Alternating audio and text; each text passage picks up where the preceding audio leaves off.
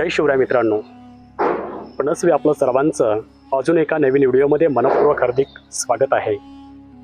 आज आपण आलो एका ऐतिहासिक नवीन आणि पवित्र ठिकाणी, पुण्याच्या अगदी जवळ असलेल्या वडबुद्रुक या ठिकाणी आपण पोहोचलोय।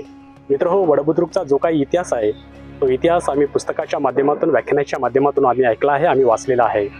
आज आपण सातेवीर संस्कृत पंडित छत्रपती संभाजीराजांच्या समाधीस्थळी आज आपण पोहोचलोय। पाठीमागे तुम्ही पाहू शकता, हीच समाधी आहे छत्रपती संभाजीराजांची। या संभाजीराजांच्या समाधीचं आपण दर्शन घेऊया आणि इथला जो काही इतिहास आहे, जो काही परिसर आहे, हा परिसर या ब्लॉगच्या माध्यमातून मी तुम्हाला दाखवणार आहे। चला तर आपण सर्वप्रथम छत्रपती संभाजीराजांच्या समाधीचं दर्शन घेऊया।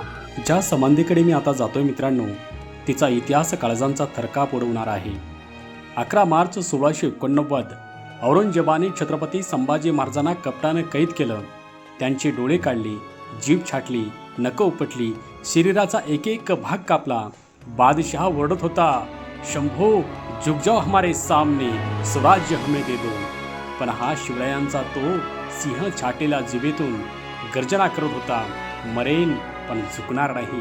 औरंगजेबाने महाराजांची क्रूरपणे हत्या केलीच आणि त्यांच्या देहाचे तुकडे नदीत फेकून दिले आणि फरमान सोडलं की जो अंत्यसंस्कार करेल त्याला हत्तीच्या पायी दिलं जाईल।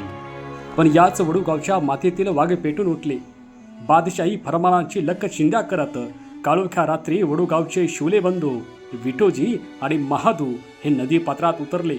त्यांनी आपल्या राजाच्या रक्ताळलेल्या देहाचे तुकडे गोळा केले आणि वीर गोविंद गोपाळ म्हणजे महार यांनी आपल्या हाताने ते तुकडे शिवले आणि स्वतःचा मृत्यू समोर दिसत असताना या मावळ्यांनी आपल्या छत्रपतींना मानाने अग्नी दिला आणि येथे ही समाधी बांधली। आज मी या समाधीसमोर नतमस्तक होतोय। मित्रांनो, ही केवळ एक वास्तू नाही, हे धगधगतं ऊर्जा केंद्र आहे। इथं आल्यावर कळलं की स्वाभिमान काय असतो।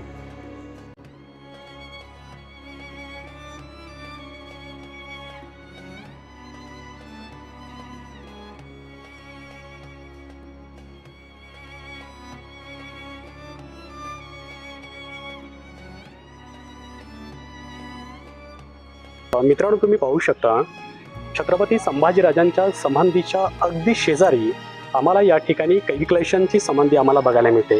पाहू शकता आपण कविक्लेशांच्या समाधीचं आपण दर्शन घेऊया। मित्रांनो, इतिहास केवळ तलवारीने नाही तर काही वेळा शब्दाने आणि रक्ताने सुद्धा लिहिला जातो। आज आपण ज्या मैत्रीची शपथ घेतो ना, त्या मैत्रीचा बाप इतिहास इथं वडूच्या मातीत शांत झोपलाय। विचार करा, औरंगजेबाने ज्यावेळेस डोळे काढले, जीभ छाटली, तरीही जो आपल्या राजासाठी हसत हसत मृत्यूच्या दारात उभा राहिला। मैत्रीची व्याख्या जीवाने लिहिली।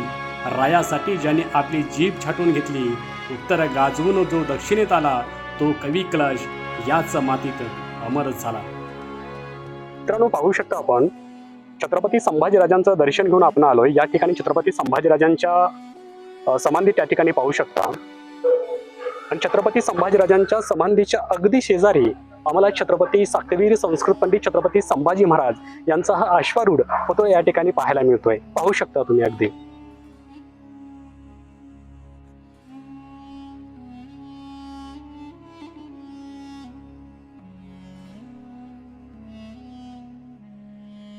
हेच आहे वास्तू संग्रहालय। छत्रपती संभाजीराजांच्या जीवनामध्ये जे काही घडलेले प्रसंग असतील, ते प्रसंग आपल्या फोटोग्राफच्या आणि वास्तूच्या माध्यमातून या ठिकाणी आम्हाला पाहायला मिळतील। मित्रांनो, संग्रहालयात पाऊल ठेवताच सर्वात आधी नजर खेळते त्या भव्य आणि तेजस्वी चित्रावर। स्वराज्यांचे दुसरे छत्रपती संभाजी महाराज सोन्याच्या सिंहासनावर बसलेले या ठिकाणी आपल्याला पाहायला मिळतात। या भव्य चित्राचे दर्शन घेऊन आपण पुढे जातो तसं आपल्याला दिसते एक धगधगतं शस्त्रागार। येथे संभाजी महाराजांच्या काळातील ऐतिहासिक तलवारी, ढाली, भाले, बर्च्या आणि वाघनखे जतन करून ठेवलेली आम्हाला पाहायला मिळतात।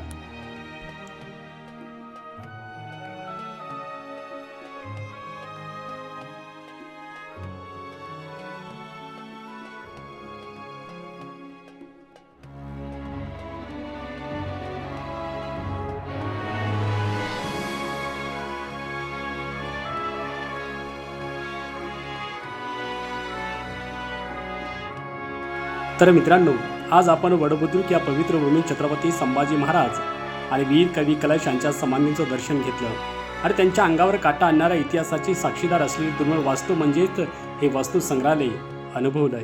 इथं आल्यावर एक गोष्ट जाणवते की इतिहास केवळ पुस्तकात वाचायचा नसतो, तर तो अशा पवित्र भूमीत येऊन अनुभवायचा असतो. इथली हवा, इथली माती आजही आपल्याला स्वाभिमानाने जगण्याची आणि देशासाठी सर्वस्व अर्पण करण्याची प्रेरणा देते. चला तर मग मित्रांनो, भेटूया अशाच एका नवीन ऐतिहासिक ठिकाणी. तोपर्यंत जय शिवराय, जय शंभूराजे.